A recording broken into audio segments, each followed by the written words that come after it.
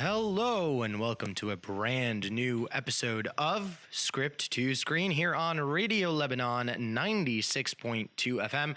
I'm your host, Alan Mehanna, and today's episode is going to be one of these episodes. It's going to be a great fun time here on a Script to Screen because I am joined by a very nice special duo of guests. We have two guests today, not just one. It's going to be a packed episode. Recently, in Lebanese cinema news, an indie film was released Thursday. This past Thursday, the 12th, under the title of One of These Days, hence the name of this episode is going to be One of These Episodes. Yeah, get it? Okay. It's going to be, the film is actually quite a good film. I had the special opportunity to watch it. My review of the film is online. It's on my website. You can access it. And I'm actually a big fan of this film. It's a nice step in the right direction, I think, for Lebanese independent cinema. It tackles a lot of deep, heavy issues that rarely are tackled, specifically in the demographic that the film is targeting. We tend to ignore the younger generations when it comes to a lot of the movies that we make here in Lebanon. It's always about either the adults, and on television, don't even get me started because that's a black hole we will never come out of if I start talking about Lebanese television. But the film is good. And it's highly recommended from me. I highly recommend that you watch it. Even if it's a genre or a film that you don't end up liking, I still recommend that you go watch it and give it a chance because it is, again, like I said, trying to say something that needs to be said, trying to speak to an audience that is rarely spoken to in this country.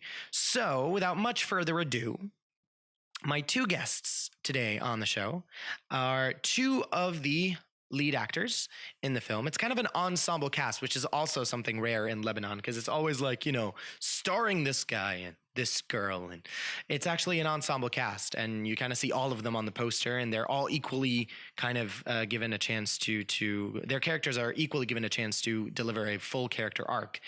So my guests on the show, after a long-winded introduction, are Walid Feghaly. Walid Waldo Feghaly. Eventually, it's going to be his stage name. You watch. Hopefully. And his co-star, Ms. Manal Issa. Welcome to Script to Screen, both of you. Hey. Thank you, man. Normally, in the first segment of the show, I like to give my guests a chance to talk about who they are, to introduce the new listeners, people who maybe don't know you from before, to get to know who you are, specifically because we're on YouTube as well. So you've got, you're reaching an audience that you wouldn't normally reach. So I normally allow my guests to kind of tell us who they are, how they got to where they are today, what drove them into this crazy industry, because it's crazy. I mean, we love it, but it's crazy. It is kind of crazy. Yeah, kind of. It's mental. It's insane. So the floor is yours. You want to... Me? Hello, Walid. Okay, so I just talk about myself? Yeah, basically, yeah. It's kind of like a dating show at this point. You like long walks on the beach, that sort of thing. Yeah. Well, I study this. I also study cinema. Okay. At NDU. Ooh. Yeah. Okay. I still have a year left to graduate, around like a year. Okay. And at first, it was about being behind the camera. Okay. And after I started to work with a couple of projects at university, I realized that it was completely the other way around. Okay. I wanted to be in front of the camera, which was, well, it was much nicer. Okay. Yeah. You find yourself more when you're in front of the camera. Okay. It's so much better. What got you interested in cinema to begin with? Like, was it something that you were always interested in as a kid, or? No, it was. It was a very blunt no. It's like, just like, no. It was no. It just happened. Like not so long ago, actually, like maybe 4 or 5 years ago. Okay, so right before you got into like right before uni. I just decided this is it. I know it's gonna be hard. Okay. But I kind of went through with it, and it's really cool. I love this. this field. Interesting. Yeah. All right. Mm. Miss Manal. Hey, for me, I never wanted to do cinema Okay. because for me, it was an impossible thing because I didn't know any person who worked in cinema or did anything. So by chance, after I was studying engineering in my 5th year, Hold up. Studying what now? Industrial engineering. Industrial engineering. In France, yes. That is okay. In my last year of the masters, I received a message on Facebook. Okay. So I was like, somebody saw my picture and they sent me a message. Just come to Paris and do the casting Okay. for Daniel Albid's movie. Okay. I said no 3 times. Were you studying here? No, I was studying in France. Oh, you were in France studying industrial engineering. Yeah. Your master's. Okay. So I told them one day, I'm gonna go to find an internship, so I can pass by. So I passed by and I did the casting. It was I had no idea. I didn't watch a film in my life. Like I just watched Batman, The Dark Knight Rises. Okay. I didn't know. I had no culture because I like gaming. I like more technology. I wasn't really into this industry. So I meet Danielle Arbid and she tells me like, do you want to do the main role of the film? And it happened. Whoa. Yeah. That's insane. It's really cool. That's insane. Like those are the stories that you normally hear and you're like, why can't I be this person? That just by chance kind of. It's a chance. Yeah. It's like what happened to me with this film. I was by chance. You know, the guys were doing a wild casting, and yeah, well, we'll get to talking about one of these days in a second. Yeah. And then that's what happened. It's I said I was gonna say no at first because I was really scared of what might happen. You know. Yeah. And then, absolutely. And then I just. Okay, let's do this. Yeah, let's do this. You know, and so you did Daniel Arbid's film, and then I came to Lebanon. Okay. And I continued. I said to myself, okay, I did this film. Maybe the girl is like me. That's why she took me. Okay. And then I was in Lebanon, so I was working as an engineer. And then they tell me, Toronto Film Festival wants the film. So the film started its journey and it went really well. So people knew me all over the world. You went from being an industrial engineer to the leading lady in this film. Yeah, and then I shoot a film with Bertrand Bonello, was one of the biggest filmmakers in France. And I did a main role with 10 characters. Like we're 10 persons who are gonna blow Paris up. Okay. So, yeah, so that's insane. And then I did one of these days. Okay. And then I got pregnant. And then I didn't know if I'm gonna continue or not, but I'm happy because until now I'm shooting and that's amazing. Great. Yeah. That's really great. So you've got 1 year left at NDU, Walid, right? Yeah. Have you started working on or brainstorming your thesis film or not yet? I kind of a bit, yeah. But I'm not gonna. Well, no, I don't want you to tell us what it is. I was just, it's a curious question as to, have you started that process yet? Yes, I have. Yeah. Is it going to be one of those films where you end up acting in it? No. Okay, I really hope. I thought. I hope not. I want to concentrate on like directing and so I don't. Yeah. It's how the length of the film that you should be. The short film. It's. I think it's like maximum 20 minutes. Yeah. Okay. Yeah. Because I don't know. Yeah. And I'm normally a fan of like films that hit 15 and they don't cross 15 because they feel more compact. I feel like when you do 20-minute films, short films, it's kind of like it's a lot. It's psychologically sad also. Yeah, because like when you hit 20 minutes, the mind I think feels like, okay, so we're in this for another hour and a half or whatever. And then whereas 15 minutes, you're kind of like, it's okay. Yep. No, 15 is a very important number in cinema because even when you're presenting a feature film or to a producer, they say the synopsis of the film should be 15 minutes, not more, or they're gonna ask for more. Yeah, so exactly. This is like, this is the number that comes all the time. So I have a question regarding the, because I do want to talk about the film to some degree, because again, like I said, I do like what the film was trying to say. I do like what the film was doing and the demographic that it was talking to. However, specifically for you, Walid, because you don't live in Beirut, Manal, right? You don't live in Lebanon? I used to live 3 years. you lived here for 3 years and then decided, okay, To no. leave. Okay. Yeah, it was one of those, no, oh, no. So specifically for you, because I know in other countries, kind of the mentality is a little different, but I'm sure you probably took that into consideration as well. Both of your roles are kind of risque because you're both in very interesting positions in the film. Positions, but like your characters are in interesting, they have very interesting moments in the film that deal with sexuality, that deal with love and heartbreak, and again, what I essentially think the theme of the film is, which is loss of innocence. When you first read the script, because you said at first you were a little scared to take on the role. Was this part of the reason why you were scared, or was it just the fact that it was a leading role? Yeah, that's it. I didn't know anything about the movie yet. Okay. So it was just the fact that it was a feature film, and and I had all of the guys around me, felt kind of like okay. surrounded by the crew.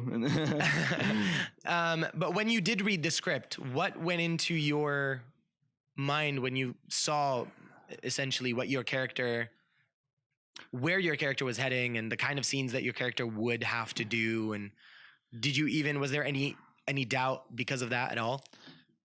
No, actually it was very interesting. I really liked the character. Okay. Because I felt like, it's gonna be kind of cliche, but I felt like I could relate to him at that point in my life. Okay. Yeah. Because we filmed it, but 2 years ago, 2 years I think. ago. Yeah. Okay. So at that point, I kind of felt like I could relate to Rami. Okay. Yeah, especially that I was into music as well, and my whole style was really Rami. Okay. And, Okay. yeah, and it was when I read the script, I felt like yes, I should do this. This is amazing. I should go through with this experience. Maybe this could push me to do some more. Okay. And Manal, what about you? Because what your character goes through is even it's even more heartbreaking, essentially, and more and deeper than what Rami's character goes through. I met Nadim 3 years ago, thanks to Daniel. And Okay. And we were talking like all these 2 years before shooting the film about the film. And I found it interesting because like I like when a director doesn't do a film to have a goal. Because Nadim in the film, he can relate to all the characters. Right. And he is all the characters. And he didn't know so much about Lebanon because he was living in France. So he doesn't know how is the young people going there. Yeah, How okay. are they are living. So when he told me, I told him, me too. Because like I'm Lebanese, I was living in France. I don't know anything. Like I don't know if my parents stayed in Lebanon, what would I would have become. Mm-hmm. So we talked about the film, and I'm like Nadim. I related to all the characters, and we didn't speak that I'm gonna play Maya. We were more talking about the film, and when I see the film now, I can relate to all the characters. And what I liked when he was writing is that the script wasn't very big. Mm-hmm. He wanted people to tell him more about themselves while shooting, and I found it really interesting because, for example, Maya was supposed to speak in French at the beginning when he was writing the film. Oh wow! Okay. And I told him I want to speak Arabic in the film because, like, I did shootings in France. I don't speak Arabic, and I wanted to speak my mother tongue language. Your mother tongue, yeah. So we worked on it, and even for the character of Yumna, like all the characters he took from the real persons.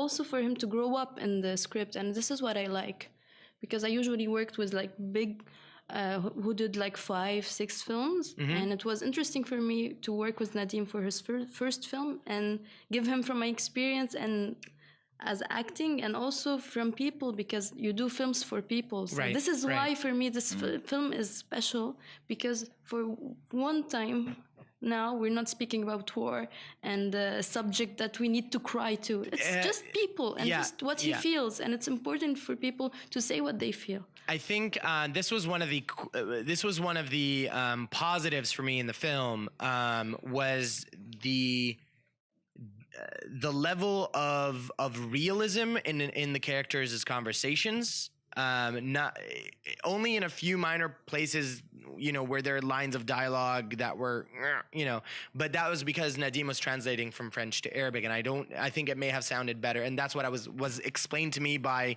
the production, by the crew at Aboud, Aboud Productions. But overall, the conversations were very relatable. Even with me being 30, I looked at these characters and I was like, yeah, no, yep, those are real. I mean, they're real people. Yeah.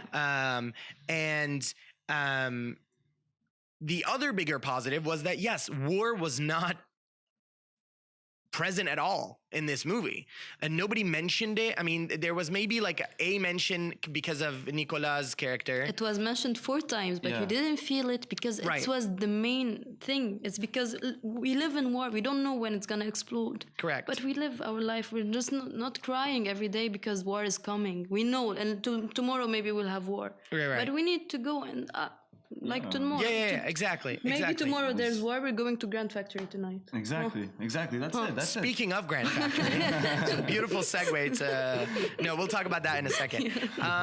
But even in the moment where Yumna's character, Yasmina, she is reading, and I mentioned that scene earlier to you, Walid, when we were standing outside, when she's reading the breakup letter that Nicolas' character receives, and she's reading it, instead of, and this just goes back to how strategic I think Nadim was in the decisions that were made in this film.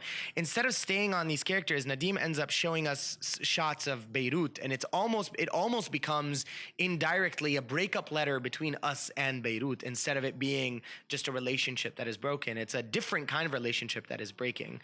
So I think, one of these days is one of these movies that the story isn't surface. The story is way deeper than the surface. And the other example that I gave is that image of the iceberg where you see it above water and underwater. And if you're going to this movie expecting to see the majority of the iceberg above the water, that's not that movie. This is a movie that has a lot to say, and it's saying it in a way where you really have to listen. And you really have to watch to be able to get what it's trying to say, and it's done in such a realistic and genuine way. The next question, the area that I want to go to is not an area I'm kind of happy to go to, but it is an area that I want to tackle on this show because I believe that people rarely talk about it in an intellectual and kind of mature way. You were both exposed to scenes of, again, we'll tackle that because I kind of mentioned it earlier. You were both exposed to scenes of sexuality in the movie, and very different circumstances. What was your prep for that as actors?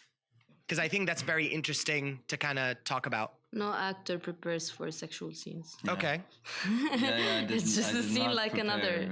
Okay, so there was no emphasis on, hey, we're going to be doing this scene now. It's just like, let's just we read the script. We know from the script there's going to be scenes. And if an actor has a problem, they usually don't do the film.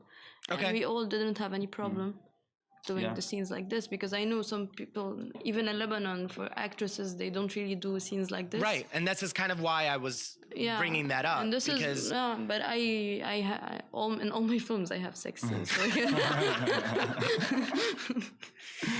well, there you go. It's just like a subject. Like for me, it's interesting because we have sex in Lebanon, we just hide in it in films.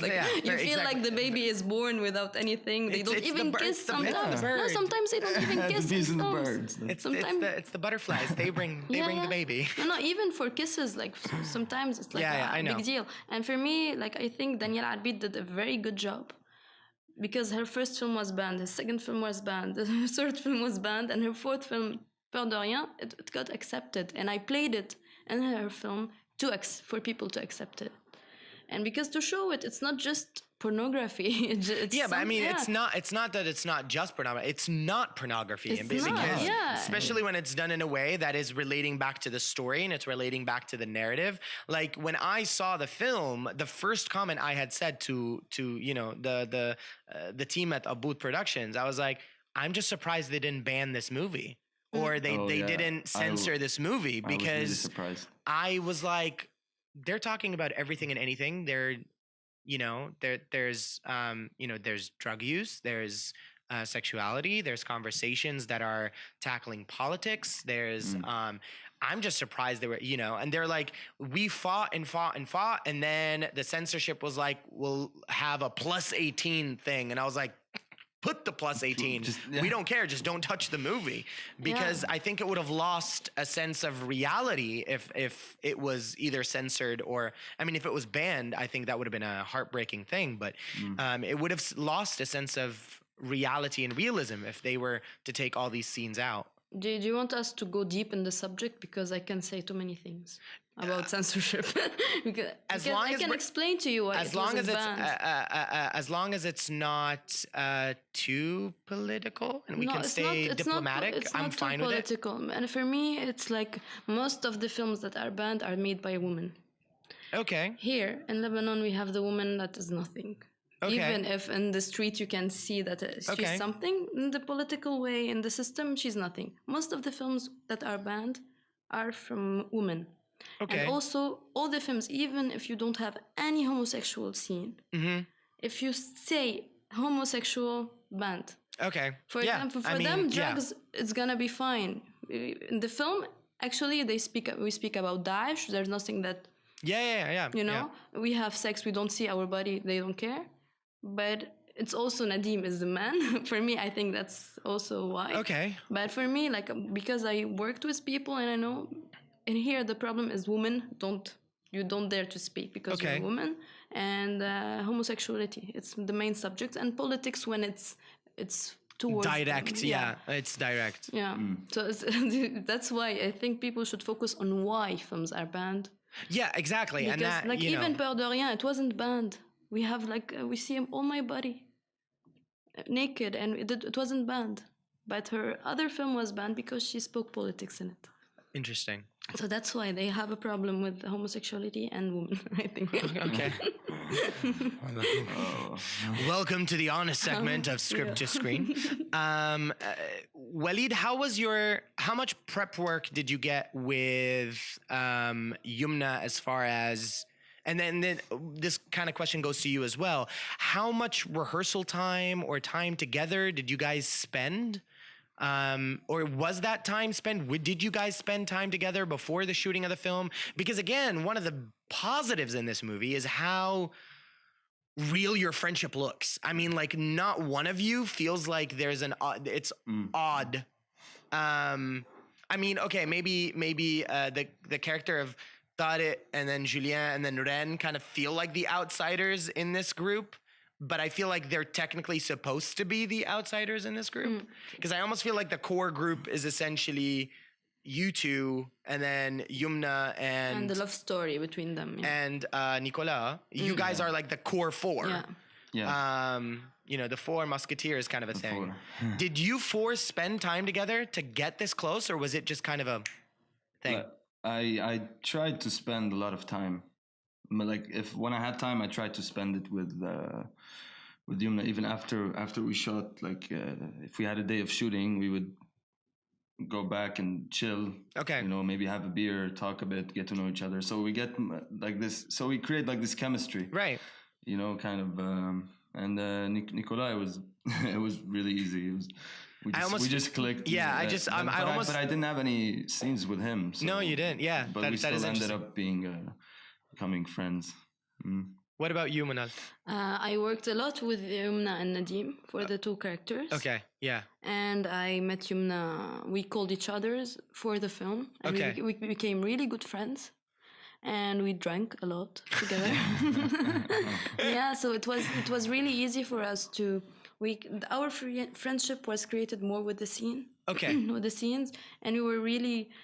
Like, it was good to improvise with her because, like, I like improvising. She likes improvising, so it was interesting. Fuad, Nicolas, I didn't spend time with him at all. But I loved him. And he plays I your brother. loved That's him. crazy. I And loved and him your in the relationship, film. your Yeah. relationship is so It real was created in the movie. in the film, and it was amazing. For me, he's an amazing actor. He is as And funny he's as he is yeah. in real Okay, life. because one of my favorite scenes in the movie of his is when Yumna's walking. Well, I don't want to spoil anything, but at one point, Yumna walks in and he is right. So he's in the middle of like rehearsing something or whatnot, and she walks in and the most awkward thing. He just like shifts back and starts pretending to be boxing or something. And I'm sitting there going, this kid is so awkward and it's brilliant. It's so brilliant how awkward he is because it's so real. Yeah. I love this character, brilliant. and yeah. So how long was, I'm just going to jump right in. How long was the shooting process for this film? How long did you shoot for? We did first shooting for 18, I think 15, 16 days. Okay. Maybe 18, I don't remember. And we did another shooting, a retake. Oh, year okay. After. Yeah. Oh, wow. Yeah. Because the film didn't have really big budget, so they tried like shooting the most we can. And when they did the montage, the film was 50 minutes. 50 minutes. So they went to festivals with the project en cours. I don't know how to say, like the project in progress. in progress, and we received money to continue the film. Wow. So okay, so that's a very interesting yeah. journey. So we did it 1 year after. Okay. We knew like 1 week before. Yeah. 1 week before. He's like, yeah, So you went back and reshot the whole thing over? No, we shot extra scenes or like we redid. And we were different. I had a baby, and he'd have a little of hair. Okay. And I had long hair, and I had to cut it. I had to cut it back. Wow, that's insane. Yeah. And you can't see it. No, you can't. I had no idea. That's a crazy journey for the film. So was it interesting to kind of shoot for those 18 days and then go away and then reconnect afterwards? It was amazing for me. It was beautiful. Yeah. It was amazing for me. It was just like... Almost like coming back home? I loved the shooting of the film because it's as simple as the film. Okay. Because like it was really friendly, and we... Was it a big crew? It wasn't a very big crew. Okay, no. I think that plays into it because of how intimate it was. If it was kind of like a small crew, and for me, like Beirut is not very big, so like sometimes I could see him in the street, I could see Nicola in the street, Yumna. Like to go back and shoot together, for me it was like a very really beautiful. cool. Yeah. That's interesting. And I had my small daughter with me. She was like the puppet on set. You know, everyone just. That's interesting. And everyone was happy because I could fit again in my clothes. In your clothes. Were there any what's your best memory from shooting? Was there like a specific scene or a specific day of shooting that you cannot forget? Walid. I'm thinking. I think it was the one where we shot at Yukunkun for the concert. Okay. At the end, yeah, it was really nice. That's a beautifully shot sequence, actually. I like the color palette in that scene and the mood, and it's very like, you know. Ooh. I don't know how to describe it better than, you know, aside from the ooh, you know. And when the car scene. When she picked me up drunk from the place. Okay. I was like, yeah. Okay. Those of you who will watch the YouTube video later will understand exactly what he meant by the. You'll understand it because of the look on his face. So don't worry about it. Those of you who are listening, ignore it and move on. Manal, what about you? You're gonna say I'm stupid, but I would never say that about another human being. The scenes were amazing. Like I don't have a favorite one. Like I liked a lot what I shot with Yumna because it was like. For acting, it was beyond what we see in the film. She's amazing. She's so good on screen. She's so good. Yeah, she's amazing. And like it was like really awesome. Each time we discover each other, we discover how we're gonna build the characters. But so my preferred scene wasn't in the film. We were eating falafel with panos. Yeah. Okay. I ate like 6 sandwiches of falafel. It was the best day of my life. Yeah, but it wasn't in the film. Okay. It was cut. So. Were there many scenes that were cut from the film? Yeah. Yes. Oh, okay. Small scenes. Small moments and small. Okay, interesting. who was the biggest? I'm going to just start doing very typical questions here, but I think those are always fun, especially for people who are listening and watching the show. If I was to say, who was the most focused the entire time from the cast? Not Walid. Sure. Not Walid. Oh yeah. I was all Walid over. is I was all over the on- place. So who was the most focused? Do you think? Nadim. Yeah. I think Nadim was. Okay. I mean, that's He was really focused and lost. that was a fair question. Focused and lost. Yeah. Okay, interesting. Because he's really. Okay. He's always thinking and you're about gonna something. see on YouTube what that looks like. Okay. He's always yeah. thinking. With, Yeah. Who was the biggest, let's say, jokester or prankster on set? Nicola.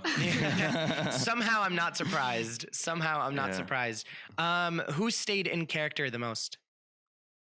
You mean after we Yeah, cut? like who stayed in character the most? He was. Yeah, okay. Because I was playing the version and everybody believed me, even in the crew. Because I played the innocent girl. Yeah, Like, yeah. I stayed like this all the time. The whole time. Yeah. And then you see And her I wanted baby, to- and and then you're like, what? Wait, what? Everybody was surprised. I was like, hey, come on, I wasn't virgin. Just calm down. who was on social media or on their phone the most? No idea. No one. No one. No one was Okay. was on the phone.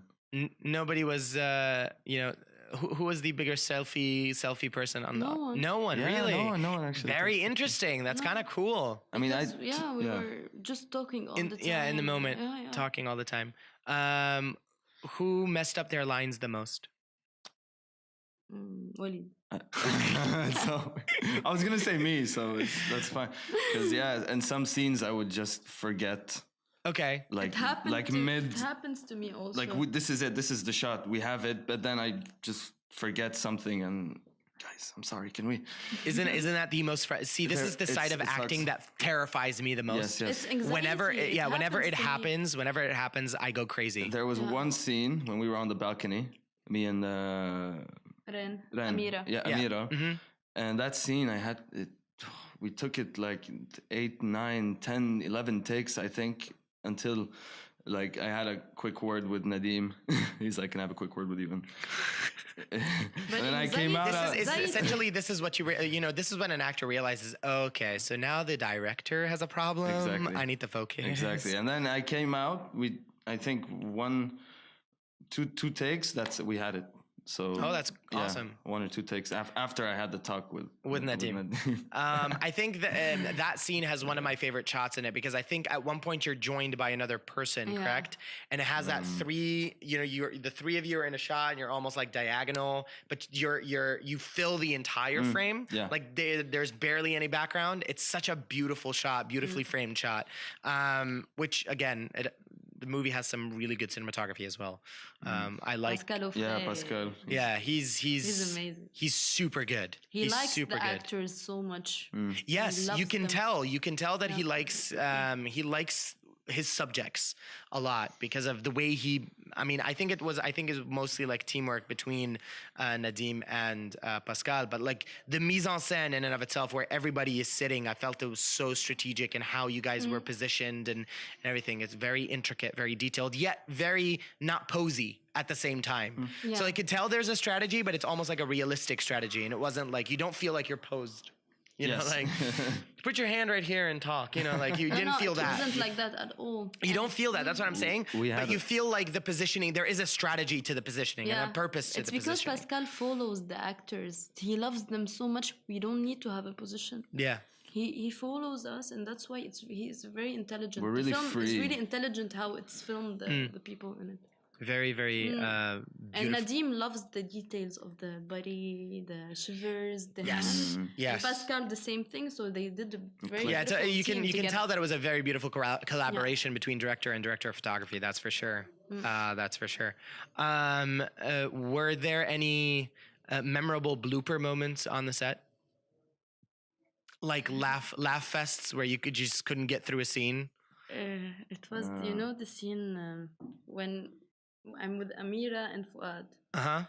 Was the popcorn. Oh, yeah, Yes, yeah, yeah, yes. Oh my god! I was Here, it's watching because that. it was funny because I speak in a way and Fuad speaks in a way. He comes from Beirut, I come from the south. Right. So we were speaking and the producers were like they were laughing because I would speak in a way and he would speak in a way, so we'd be laughing and I would be like adding Yeah, more. yeah, yeah. It was so funny and it was I remember in some of the takes you were. She Yeah, was I she was- was throwing popcorn at Nicolas but yeah, they didn't. it's not yeah, the scene. Like yeah, every they time I didn't was do it. like becoming more bitchy like, and bitchy and like throwing the know. popcorn on his face. It was funny. What about you? Were there any laugh fest moments with you? I think it was the scene with the guys when we were in the room. Yes, where you're on smoking- you're on the smoking a bed, joint. you're Yeah, kind of discussing the band and all that stuff. because Nadim placed us here, and he's like, just Talk. as you guys talk, and we had a couple of keywords, of course, we needed to fill in with the improvising. And it was really fun because so we would just laugh. It was real laughter, by the way. The ones like when we laughed in the scene, it was actually us laughing. Mm-hmm. But we quickly snapped back into the characters. And How much of the this is an interesting thing because you just mentioned that Nadim gave you kind of the freedom to play in that scene with hitting specific words and moments and sentences. How much of the film is exactly that?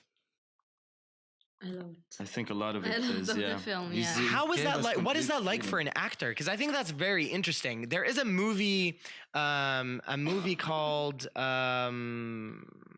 I forget its name, and I hate when that happens. What's the film? It's a film with two people. It's like a couple. Anton Yelchin is in it, but it's a film that is known to having no script. Like it literally had no script. Oh, wow. The director had an outline and he gave it to the actors. I'm looking it up as we speak because I can't do this to myself. It's called Like Crazy. Okay. And it came out in 2011. And I remember looking, seeing some of the interviews with the actors and all that stuff. And literally the director gave them a playlist of songs and an outline, and everything else in the movie, that's improvisation. There's no dialogue in the script. It's Beautiful. just an outline. And so I'm curious now, because you mentioned that one specific moment, like how much of one of these days is like that? I'm gonna tell you. You know the scenes where you can see like it's written the monologues. It comes from Nadim. No word changed. Yeah. Okay. So like the opening scene where there's people specifically When talking we about the talk, when history the and letters, voiceovers. the voiceovers and all that it's stuff. something wheel. related to Nadim. The wheel is also a dialogue written by Yeah, it's, Nadim. Okay. Yeah, like most the beginning also, and sometimes when you feel like it's free and talking, everything is improvised because Wow. Okay. because when most of the films you have one protagonist, Right. and like the director knows how it's inspired from him, and Right. Nadim told us it's not like he wants to discover these people, and it was the main. He wanted this. That's it. Yeah. I think He that's very wanted this. interesting for an actor too, because you're almost like discovering who these people are while Yeah. he's discovering who And these people we are. discovered each other, discovered myself. It was interesting. It was really interesting. Very philosophical. Hashtag Waldo, Waldo Proverbs. It's very interesing. And he would give us outline, like keywords, what he wants to know. yeah. In his script, maybe you have like 3 lines, but Wow. we transform it into a dialogue. That's very interesting. And we even talked about the script before each scene. We would fix yeah. like words. make it we would more fix you and sentences. make it more easier for you guys to speak. Because the and- translation was kind of weird from French to Arabic. Okay. A lot of words didn't really fit, Yeah. so we changed them. Yeah. It made it seem more real, Okay. more like organic. in a Yeah. way. Yeah. Okay. For the characters. True, true to the characters. Before we jump into the last segment of the show, I'm actually not going to play the last song because we're a little tight on time. Before we jump into the last segment of the show, what I do want to do is ask you one final question, and that goes to the both of you before we do the rapid fire question segment. And the question is, what's next for the both of you? Where do you plan on going after this film? What's next? You don't have to go into too much detail, but I like knowing where my guests are going next. It's kind of fun to see. Hopefully, eventually, I'll bring you back on the show and you'll talk about your new projects. So, what's next for you guys? I don't know. I'm just going with the flow right now after the release of this movie. I got a couple of calls for a couple of short films, which is really interesting. Okay. And, yeah, I want to play around with the short films. So you want to do more acting, more practice, Yes, and more. yes, of Okay, course, cool. Of course. That's awesome. Yes. And you?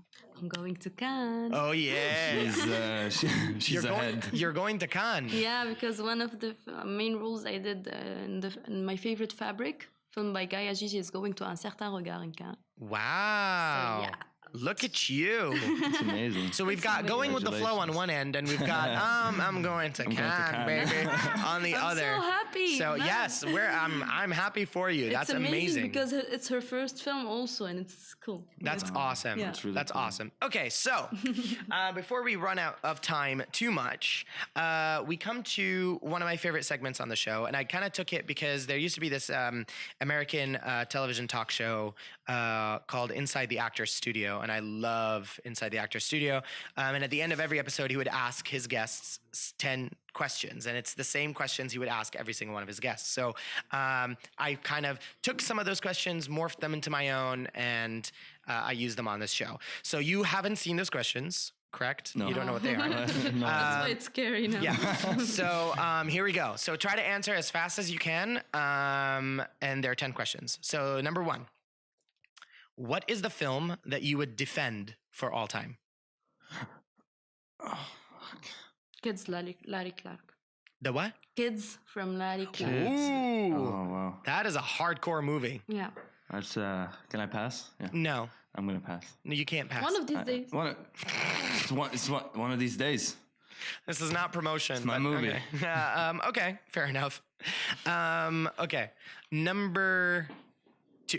You know what? Wait, before we get jumped in, why Kids? I'm curious now because it's a hardcore movie. Because this film, it's the only, even if one of these days it states a group, it's crazy how the story, the actors, they were young, the scenes, the subject, it's not a film that goes from the structure of cinema. Yeah. It doesn't follow anything, and you love them, and you feel like I love this film.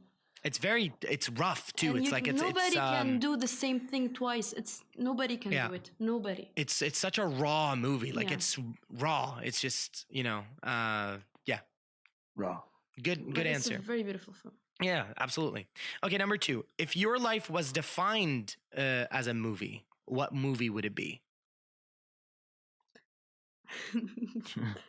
True Man, I guess. Ooh, The Truman Show? Yeah. Okay.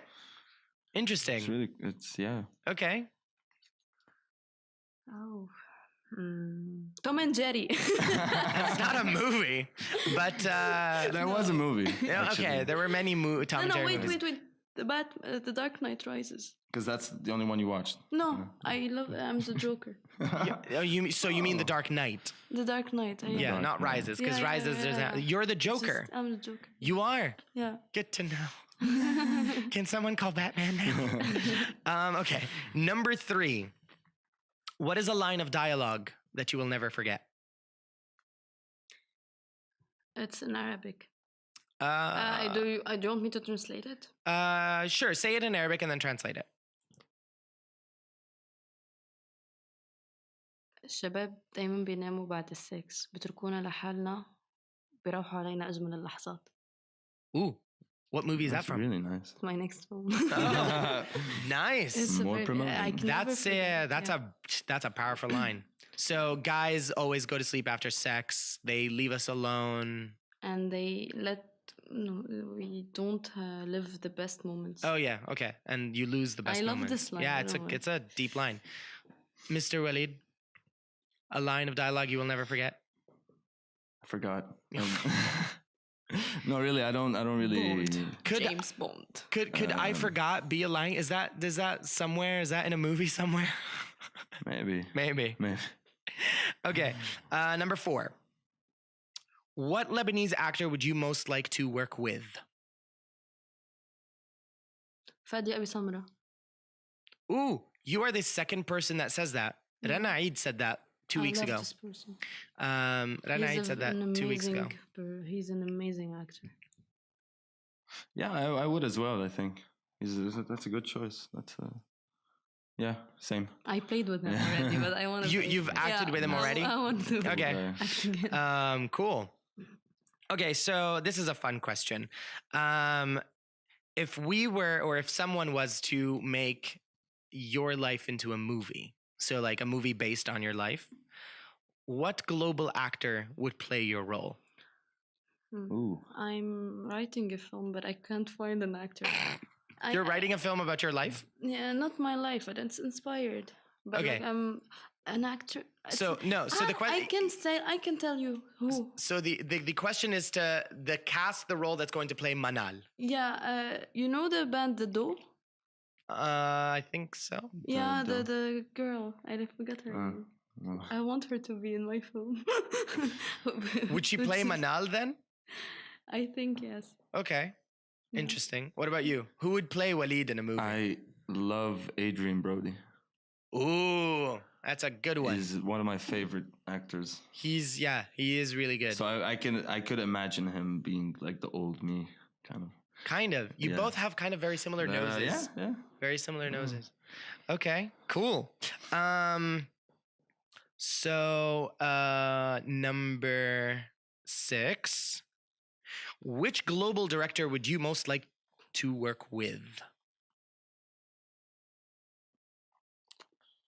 Xavier Dolan.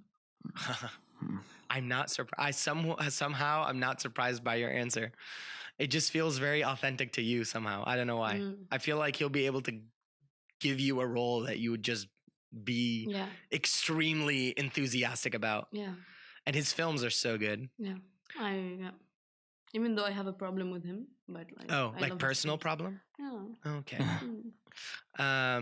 Walid, I don't know. I don't really know, actually. you wouldn't want to work with any director on the face of this planet? I know it's weird, but I don't know. Legend. My bad. Yeah, and then we come back to Okay. Again, another promotion for the film. No. Okay. So, if you could have the opportunity to sit with anybody in the industry for a cup of coffee and a good old-fashioned conversation, or maybe for you guys like a glass of whiskey somehow, I don't even think it's or a beer, for a good old-fashioned conversation, who would it be? Jim Carrey. Yeah. Oh, I was just gonna say that. Jim Carrey. Jim Carrey. He's the person to sit with. These days, he's blowing my mind, man, with his whole like, I am not me. I am. Isn't he? Yeah, he's a little. Yeah, he's going kind of. He's detaching. And I want to see him to tell him chill. Chill out. to me. Yeah, like man. like take a breath. Take a breath. Like we love what you're saying, but take a breath. I like his new beard though. Yeah, the beard is really it's cool. dope. Like I it's want working. a Jim Carrey beard. It's working. I think it is really working for him, isn't it? If you could have studied a profession other than your own, what would it be? Well, I already know your answer. You kind of studied something aside from you didn't even study acting, did you? I didn't study acting. You never. didn't. Yeah. So I guess your answer is I did industrial engineering, but I want to do more gaming. Oh, okay. Game programming. Yeah. Okay. Game programming. Yeah. So you're a big gamer? Yeah. Still? Still, yeah, less than before, but yes. More consoles or computer? I play League of Legends. So computer. Yeah. You lol. Yeah, I lol. You lol. I lol. All the Walid. time. I love space. I think it's really interesting. So like something astronomy based? Or like like space sciences? I want that. It's like actually like get on a space shuttle and fly away. Yeah. All right. Could be. Could be anything. I just want to get into that space. Okay. Okay, so because we're running out of time, I'm going to jump to the last question really quick. So if you could give a piece of advice to the new generation of filmmakers in Lebanon, what would it be? Quick advice. Quick advice. Be yourself. Stop pretending and stop trying to sell your movie. Brilliant. Okay, Walid? You can't, no, come on. It's beautiful. It's just make more authentic movies. Okay, make more authentic movies. Stop like just You have something to say, just say it. Just say it. Just don't. That's it. Yeah. Okay, so if you guys, we're running like I'm like beating time here. So if you guys want to follow my guests on social media on their Instagram, you can follow them at, and I'll just put them up right there. I'm not going to have them tell you what it is. I'll just put them up. I want to say thank you to both of you so much for being here. It was a great conversation to have with the both of you. The film is awesome. Everybody should go watch this movie. Support Lebanese cinema by watching the right kind of movie, and this is the right kind of movie to watch. And if you don't like it, I understand. Yeah, we won't take it personally. We'll judge you, but we won't take it personally. We'll judge you, but we won't take it personally. So thank you again for being here. If you guys want to follow me on social media, you can follow me at Alan Mehanna Official. Check out the website. You can subscribe, like, and comment on YouTube, Anghami, and Apple Podcasts. And as always, I want to leave you with the piece of advice that I got from my mentor while at university. Be humble and be ready. So always be humble and always be ready for that phone call. You never know when it's going to. You never know when it's going to come. So thank you again for joining us today. Thank you to my guests. Joining me again next week with a brand new episode of Script to Screen. We are out of here.